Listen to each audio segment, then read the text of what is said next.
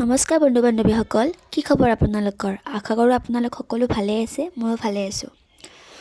আজি মই আপোনালোকৰ আগত যিটো ভিডিঅ' আগবঢ়াম, এইটো ভিডিঅ'ৰ ক্লিপবিলাক মই আগতে ৰাখি থৈ দিছিলোঁ। মানে আমি এইবাৰ 92 সংখ্যক নলবাৰী ৰাস মহোৎসৱত অনুষ্ঠান কৰিবলৈ গৈছিলোঁ।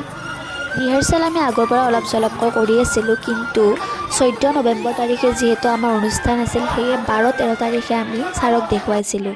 সেয়ে বহুত ৰাতি হৈ গৈছিল। ইমান ৰাতিলৈ বাহিৰত থকা অভ্যাস নাই, কিন্তু বিশ্ববিদ্যালয়ৰ নামত এইখিনি আৰু নিজৰ পৰা যিমান পাৰোঁ দিছোঁ আৰু। সেয়া আমাৰ ছিনিয়ৰ নেহাবা আমাক এনে আৰু ডান্স কৰি দেখাইছে।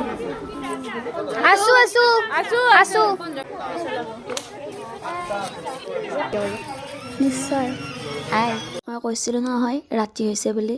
বাহিৰত ইমানে আন্ধাৰ হৈছে যে একো ধৰিবই নোৱাৰি, সেইবাবে আমি ভিতৰলৈ আহিলোঁ।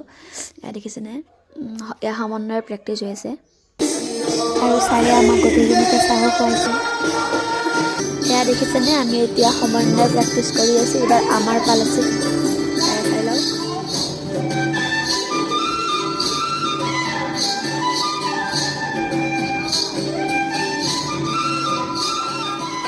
পিছদিনাখন ৰাতিপুৱা আকৌ প্ৰেক্টিছ আৰম্ভ হ'ল। আমি ৰাতিপুৱা আহিলোঁ, তাৰপিছত আমাৰ ভোক লগাত হোটেললৈ আহি চাওমিন খালোঁ। ক্লাছ কৰা নিদো আমাৰ ক্লাছ চাছ নাই নালগে খাবা।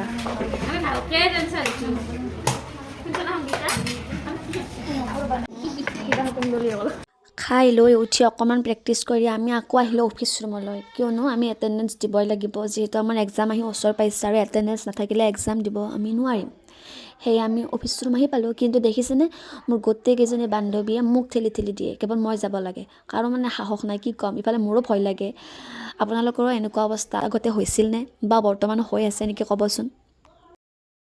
গাইছ মই প্ৰেক্টিছ কৰি অৱস্থা একেবাৰে বেয়া হৈ গৈছে। ইটা তথাপি আহিব লগা হৈছে আমি লাইব্ৰেৰীত। তাইৰ এখন কিতাপ জমা দিবা আছে, সেই কিতাপখন জমা দিম। চাব চাওকচোন, বগান ভেলিয়া পুৰা ট্ৰেণ্ডিঙত চলিছিলে। চাওক আৰু চাব আমাৰ লাইব্ৰেৰীটো দেখাই আছোঁ আপোনালোকক মই।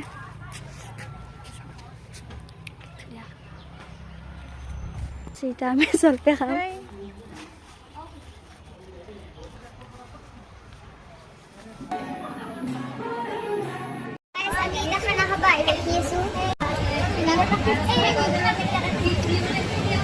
এনেদৰে 13 তাৰিখেও আমাৰ বহুত ৰাতি হৈ গৈছিল। ভিডিঅ'টো আৰু বেছি দীঘলীয়া নকৰোঁ, নেক্সট ভিডিঅ' মই আপলোড দিম, আপোনালোকে চাব। তেনেহ'লে আজিলৈ এইখিনিয়ে, বাই।